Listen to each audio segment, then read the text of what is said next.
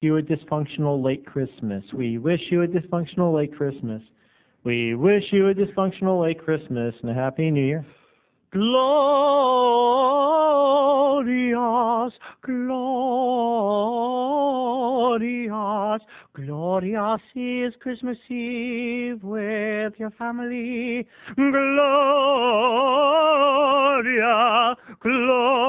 Hey everybody, and welcome to another dysfunctional episode of 5-Minute Fun with Snackboy. It is snack time, and guess what time it is?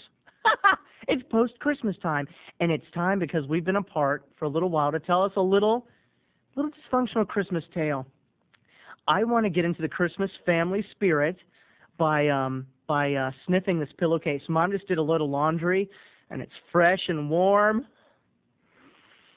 Oh, all that goodness. Remember this pillowcase, people? Well, it's going to be on the pillow again soon because Mom just did it, and it's fresh and creased. Thanks, Mom! On to the snack. Picture it. Christmas Eve.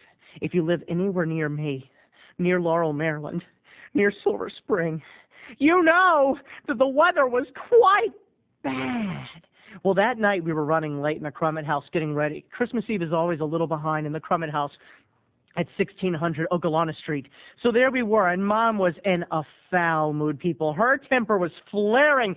She didn't even do her aquarium that day. She didn't even spend any quality time with her aquarium. And you know what that means? It means, watch out for Mom! So that day she was like, all right, everybody, we have to be in church in 5 minutes, and Grandma's not even dressed. And I said, Mom, it is Christmas Eve. I don't see the point of raising your voice. Can we just try to get along as a family, please? So anyway, I said, and Mom, where's Kenny? You know, my older brother, Kenny, who just graduated from seminary. And she goes, where is Kenny? Where's your brother? And guess where Kenny was? That's right. My good biblical preacher brother could not be bothered to wake up and go to church for Christmas Eve service.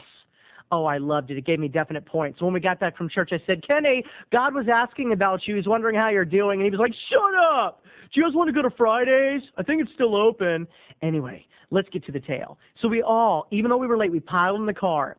It was Mom driving. And actually, guess what? They let me drive. And that is something they don't ever do. But right when I started to take off, my mom goes, I don't trust you to drive. And she's reading her little fish aquarium book in the back seat. She goes, I think on this icy conditions that someone else should be driving. Terry's the youngest.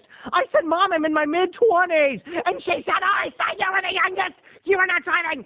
You are not driving. I don't trust you to drive the car on Christmas Eve. I didn't know what that meant. So we all started heading toward church. Dad was in the passenger seat. We got to church, and there's a steep hill that goes up the hill to get to the church, and the church rests on top of this hill. And I said to them, I said, don't drive up this hill, Mom. Don't drive up this hill. I don't trust the icy conditions. I don't think the car can make it. And she said, Terry, I am driving. I do not need your help, but thank you for the good advice. If you were such a good driver, Terry, you wouldn't have gotten 3 tickets last year. I will drive, leave the driving to me. So up the hill she started heading and braving the icy conditions. The big white Cadillac started going to the right, and to the left, and to the right. And guess what? That's right, we got stuck. People, 85% up the top of the hill, we got stuck, all of us, and Grandma started to freak out from the back seat. Oh, Lordy! Oh, God have mercy! God have mercy! And Mom said, Mother, I need you quiet. And I said, I told you not to. Quiet! Terry, quiet. So I got out of the car, and I said, let me go stop traffic so no one else tries to drive up the hill behind us. I will save my family. Christmas is about families, people. And I was destined and determined to save them. So I couldn't even walk down the hill. It was so slippery. I had to get on my butt and slide down. It was kind of fun. It was much like, what's that movie? It's a Wonderful Life. So at the bottom of the hill, I tried to stop the traffic, and I started waving my arms and jumping up and down and going, don't drive up the hill. And this car went right past me, almost running Snackboy over, and he went up the hill too.